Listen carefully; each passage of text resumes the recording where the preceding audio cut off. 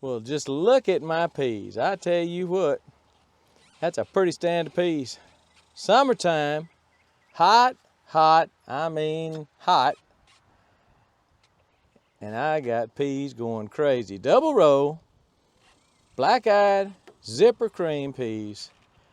Man, oh man, let me show you what I got. What I'm gonna do to them right now. They need something done to them.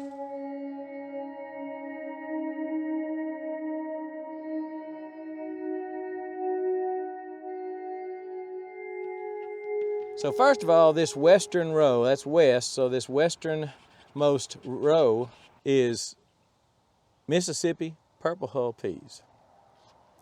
And they look good.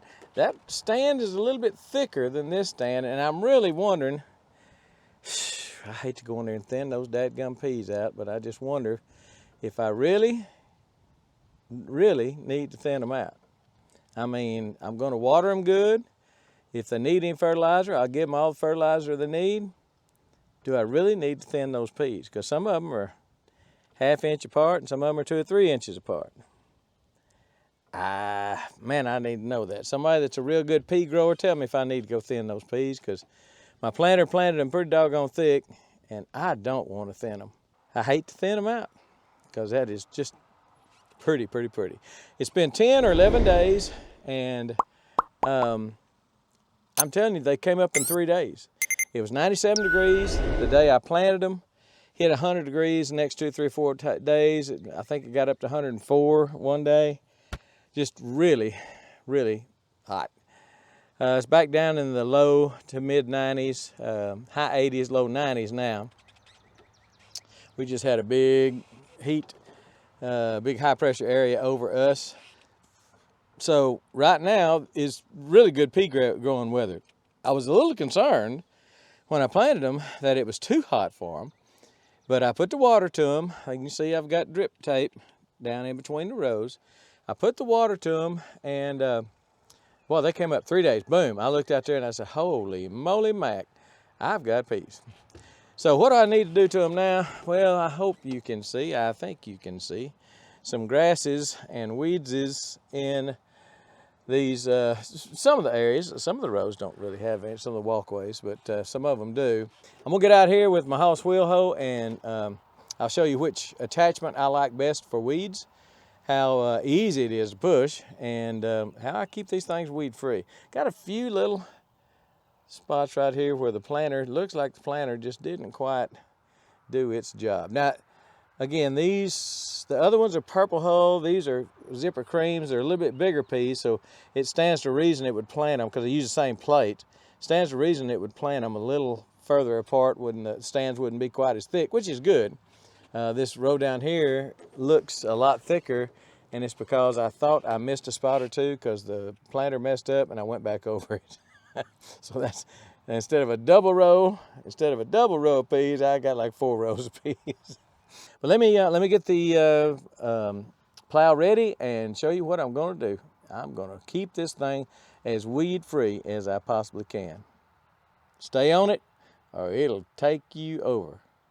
Well, it is actually about 3 days later. We got a good rain the next day, a little wet to get in here, about 3/4, not quite 3/4 of an inch. Blessed to have it. It has been extremely dry. So I just came through here with 2 different kinds of attachments on the wheel hose. Let me share with you my experience with these Hoss wheel hose and just tell you my feelings about which attachments are best in what situations. So this is the setup, which comes with either the double wheel hoe or the single wheel hoe, and that is these cultivator attachments. I think you get 3 of the tines with the single hoe and 4 with the double, but it may be just 3 with the double too. I'm really not sure. These are real good if you don't have a lot of vegetation, a lot of weeds, a lot of grass in your rows. If you do, I have found these to clog up, especially if you have 4 of them. There's just not a lot of room in between those tines for vegetation, for weeds and grass and stuff to get out. So they tend to clog up as you're pushing through. They tend to to ball up here. If you're using 3 of them, they were spaced a little further apart, they wouldn't, but then you wouldn't be getting all your weeds either. You'd be leaving some gaps probably. So let me show you the one that I prefer the most. This is my favorite attachment to put on these Hoss wheel hose, and that is this one right here. This is the sweeps. As you can see, they're lined up to where they overlap each other just a little bit in the middle, so you don't have any dead middles, or you don't have any places in the middle that you miss. And they are just almost effortless to push. It's just like knives going through the soil, and I do sharpen these. They come sharp, pretty doggone sharp. But I do sharpen them at the beginning of the season, maybe even once, depending on how much I use them, maybe even once more during the season. But they have a tendency to pitch. As you're going through, the way this is pitched up like this, as you cut through it, it pitches the dirt up and out of the way. I try not to walk right behind it, because then the weeds and the grass and stuff, it pushes up and throws up in the air. It cuts off at the roots, but then if you step on it, sometimes you can, as you're compacting it down, stepping on that root, you can reroot it. So I try my best to kind of walk to the side of the wheel hoe when I'm pushing it. Just kind of walk right here if I can. It's not easy to do. Much easier to walk behind it, of course, but I try to walk off to the side so I'm not stepping on the vegetation that I'm cutting off. And it does cut it off at the roots. I mean, it really does a good job. So let me show you what I'm talking about.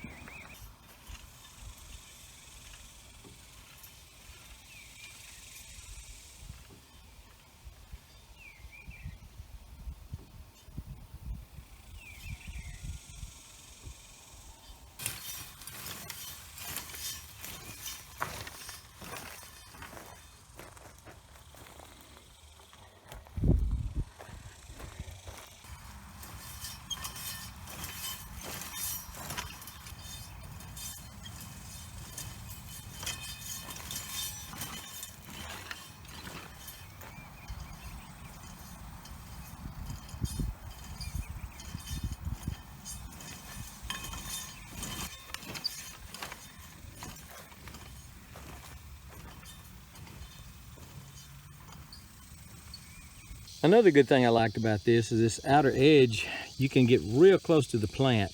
So here they are, all cultivated. Now you see some grass, but that grass has been cut off at the roots and thrown up by that attachment.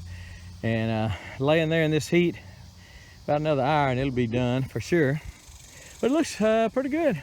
I'm really tickled with the way the peas are looking so far, and should have a good stand of peas. Now, if you're not sure about planting peas in the hot summertime, let this be a lesson for you. All I am saying is give peas a chance. All I'm saying is give peas a chance. Need to turn on the water. It's been several days. Again, they got rain Friday. This is Monday, July 4th.